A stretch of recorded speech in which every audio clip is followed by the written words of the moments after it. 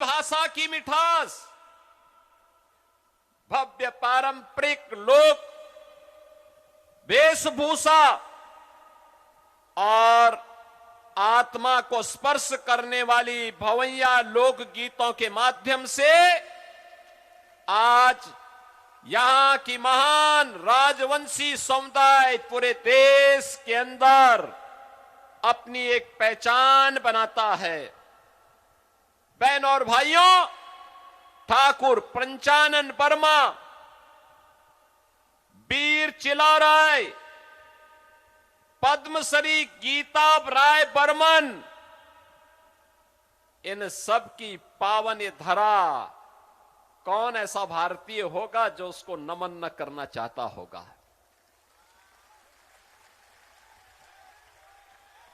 मुझे अभी एक बहन मिली यहां पे, निषेध प्रमाणिक जी ने मुझे बताया कि इन्हें पद्म पुरस्कार प्राप्त हुआ है। मुझे अच्छा लगा। बहन और भाइयों, बंगाल की धरती भारत की कल्चरल कैपिटल के रूप में, भारत की संस्कृति को एक नई दिशा देने वाली धरती के रूप में जानी जाती रही है। याद करिए, यही तो धरती है जिसने राम कृष्ण परमहंस जैसा सन्यासी दिया। यही धरती है जिसने भारत सेवाश्रम संघ के संस्थापक स्वामी प्रणवानंद जी को दिया, और स्वामी प्रणवानंद जी की दीक्षा गोरखपुर में हमारे मठ में आज से 114 वर्ष पहले हुई थी। 114 वर्ष पहले बंगाल से हम लोगों का रिश्ता किस रूप में है आप देख सकते हैं। ये धरती स्वामी विवेकानंद की धरती है। स्वामी विवेकानंद ने वैश्विक मंच पर जाकर के कहा था, गर्व से कहो हम हिंदू हैं। ये बंगाल की धरती का तेज है। याद करिए, बंकिम चंद्र चट्टोपाध्याय, जिन्होंने भारत की आजादी का अमर मंत्र वंदे मातरम भारत को दिया था। ये वही धरती है जिसने भारत को भारत का राष्ट्रगान गुरुदेव रविंद्रनाथ ठाकुर के माध्यम से दिया। साहित्य के लिए भारत का पहला नोबेल प्राइज गुरुदेव रविंद्रनाथ ठाकुर को प्राप्त हुआ था। बंगाल के कारण प्राप्त हुआ था, बंगाल की माटी के कारण प्राप्त हुआ था। नेताजी सुभाष चंद्र बोस, जिन्होंने भारत की आजादी के लिए भारत के युवाओं का आह्वान किया था, तुम मुझे खून दो मैं तुम्हें आजादी दूंगा। क्या नारा था, क्या आह्वान था? कौन ऐसा भारतीय होगा जिसकी भुजाएं न फड़कती हो नेताजी सुभाष चंद्र बोस का नाम लेकर के। बहन और भाइयों, भारत की आजादी के लिए हंसते हंसते फांसी के फंदे को चूमने वाले खुदीराम बोस इसी बंगाल की धरती की देन है। याद करिए, यही बंगाल है जिसने डॉक्टर श्यामा प्रसाद मुखर्जी को जन्म दिया। भारतीय जनसंघ के संस्थापक अध्यक्ष, उन्होंने कहा था, एक देश में दो विधान, दो निशान, दो प्रधान नहीं चलेंगे, नहीं चलेंगे।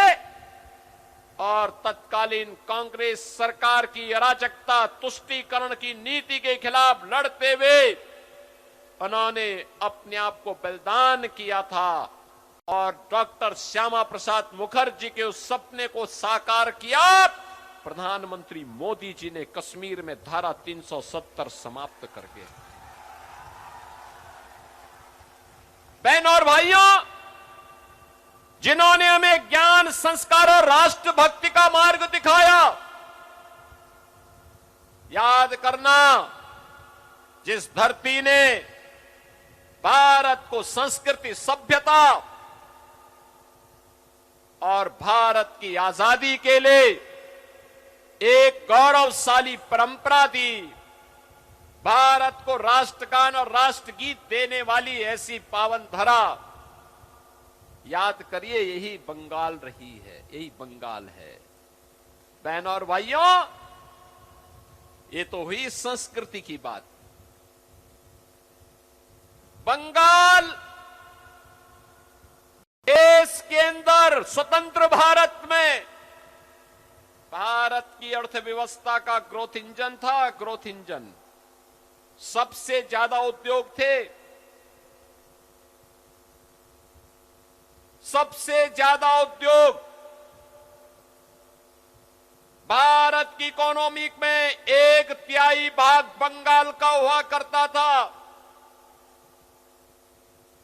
भारत की इकोनॉमी के साथ साथ रोजगार देने का माध्यम भी युवाओं के लिए, नौजवानों के लिए, महिलाओं के लिए बंगाल था। क्या हो गया? कल आपने संसद में देखा होगा, कल आपने संसद का वह दृश्य देखा होगा जब प्रधानमंत्री मोदी जी ने देश की बहनों और बेटियों के लिए लोकसभा और विधानसभा में 33% आरक्षण का विधेयक 2029 में लागू करने का संशोधन प्रस्तुत किया। कांग्रेस, वामपंथ और टीएमसी ने उसको पास नहीं होने दिया। बहनों और भाइयों, ये वही लोग हैं, याद करिए, ये लोग आधी आबादी को उसका हक नहीं देना चाहते, लेकिन घुसपैठियों की पैरोकारी करते हैं, घुसपैठियों की पैरोकारी करते हैं ये लोग। बांग्लादेशी घुसपैठियों की पैरोकारी करते हैं और मुसलमानों का नाम मतदाता सूची में चढ़े और उनका हक, इन गरीबों के हक पर डकैती डाल सके, इसकी पैरोकारी टीएमसी की सरकार बंगाल के अंदर करती है। ये कब तक चलेगा? और यही तो कहने के लिए आए हैं, कल का नारी शक्ति वंदन अधिनियम में आवश्यक संशोधन आधी आबादी को मिलने वाले उसके अधिकार में जो कांग्रेस, टीएमसी, सपा, वामपंथी दलों ने जो कल विघ्न बाली है उसको गिराने का प्रयास किया है, उसको पास नहीं होने दिया है। इन्होंने आधी आबादी का अपमान किया है, उनके हक पर डकैती डलवाने का काम किया है और देश की बहनें इसको स्वीकार नहीं कर सकती हैं, किसी भी स्थिति में स्वीकार नहीं कर सकती हैं। और यही कहने के लिए आज मैं आपके पास आया हूं। मां, माटी और मानुष की बात टीएमसी कहती थी। मां के साथ उनका व्यवहार कल देश की संसद में सबने देखा, पूरे देश, पूरी दुनिया ने देखा है। माटी बांग्लादेशी घुसपैठियों से पूरी तरह यहां के राजवंशियों की, यहां के नागरिकों के हक को छीन रही है और मानुष भयभीत है टीएमसी की गुंडागिर्दी से। नौजवान के सामने पहचान का संकट है। अन्नदाता किसान पूरी तरह पलायन करने के लिए मजबूर है, उसको उसकी उपज का दाम नहीं मिलता है। बंगाल में टीएमसी के 15 वर्ष के कार्यकाल में 7,000 से अधिक बड़े कारखाने बंद हुए हैं। 30 लाख नौजवान बेरोजगार हुए हैं। विकास के खारे टप पड़े हैं। मोदी जी के द्वारा जो पैसा भेजा जाता है वह पैसा यहां के गरीबों में नहीं दिया जाता है, यहां के ट्राइबल के बीच में नहीं दिया जाता है, यहां के अनुसूचित जाति जनजाति के नागरिकों तक पहुंचने में नहीं पहुंचता है।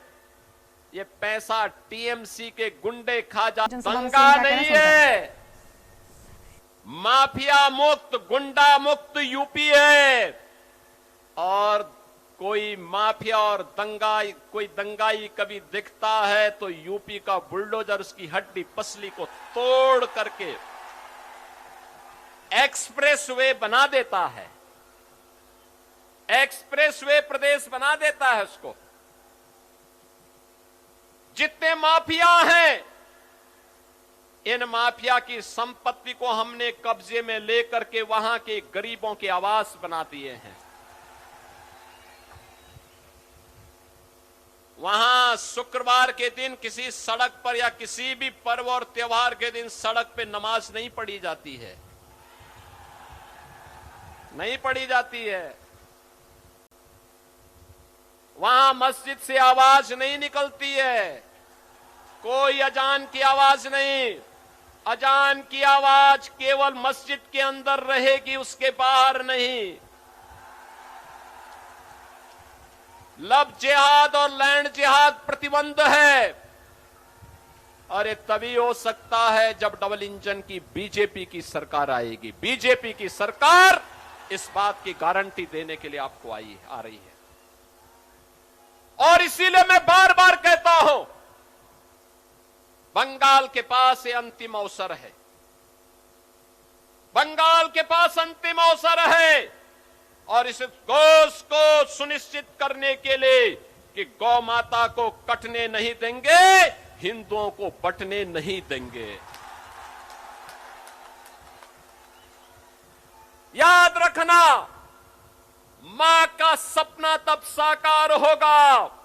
हमें बंगाल की धरती को घुसपैठियों की धरती नहीं, मां काली, मां दुर्गा और मां सिद्धेश्वरी की धरती के रूप में यह स्थापित करना होगा।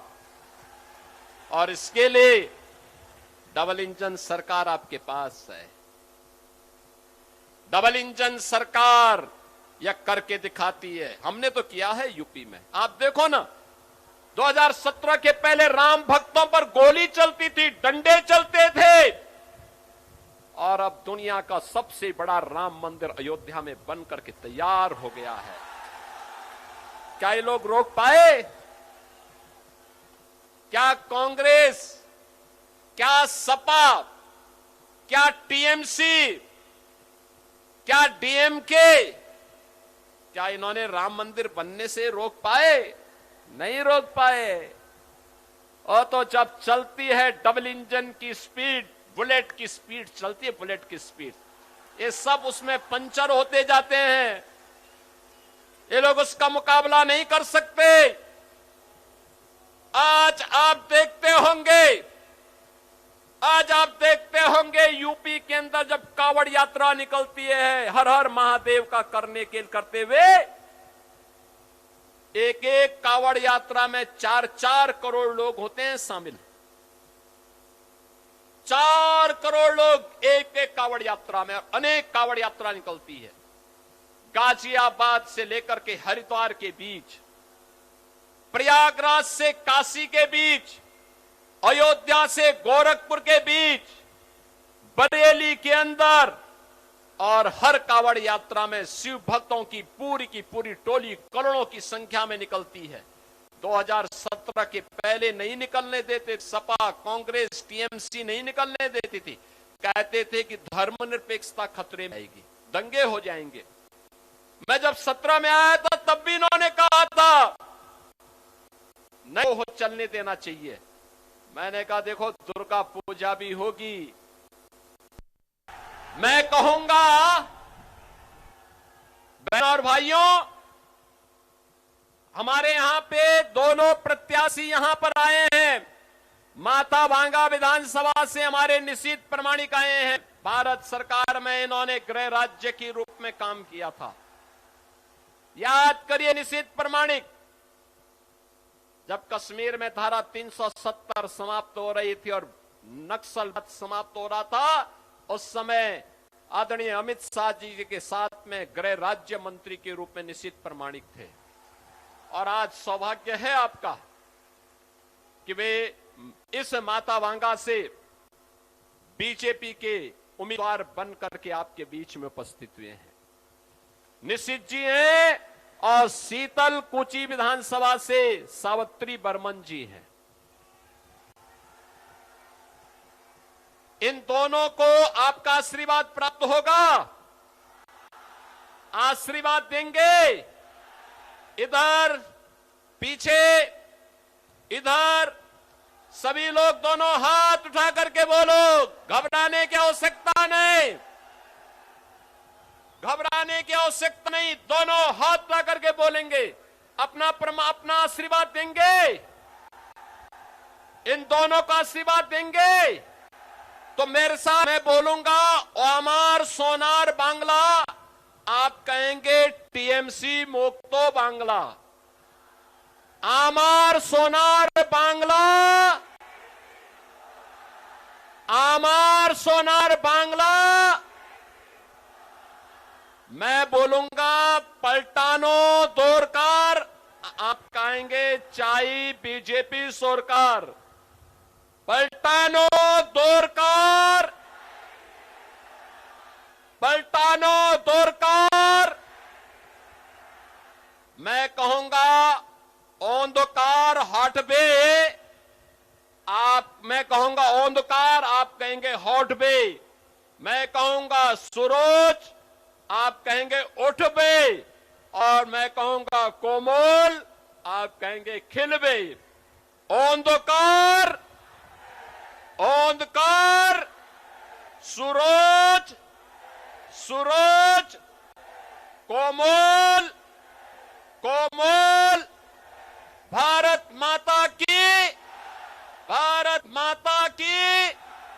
वंदे, वंदे, जय श्री राम, जय जय श्री राम। पश्चिम बंगाल से ये तस्वीर आपको हम दिखा रहे थे। मुख्यमंत्री योगी आदित्यनाथ पहुंचे हुए हैं और उनकी ओर से यहां पर मंच से अहम बातें कही गई हैं। माथा भांगा विधानसभा में सीएम योगी की जनसभा की ये तस्वीर आपके टीवी स्क्रीन पर। जोगी